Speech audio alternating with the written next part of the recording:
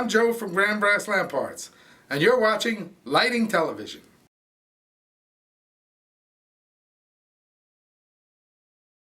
Today we're here to learn how to wire our SO3000C socket.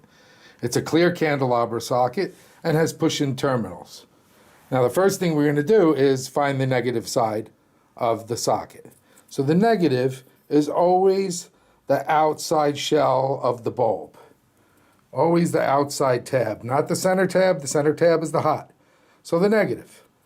So now we know this is the negative and this is the hot. So we have two holes on this side where we can push a wire in. Once you push the wire in, it locks. We also have two holes on this side. So these both holes are both negatives and these both holes are both positives. So essentially you could have a wire come in and then a wire go back out in case you wanted to daisy chain your sockets. We have an article in our help section about daisy chaining sockets if you want to read about that. So here we are today.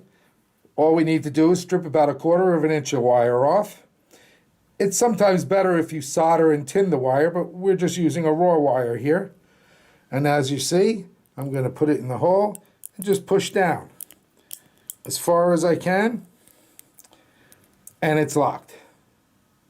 It can't come out, and there we go.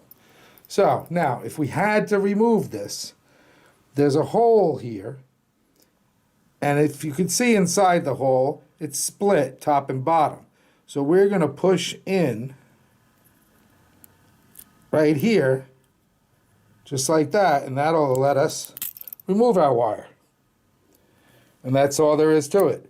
You push in the negatives on this side and you push in the positives on this side. And then you close the cap and the socket's wired.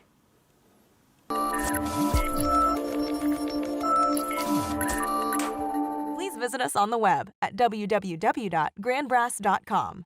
And to keep up to date with all the latest news and products that Grand Brass has to offer, like us on Facebook and check us out on Twitter at Grand Brass.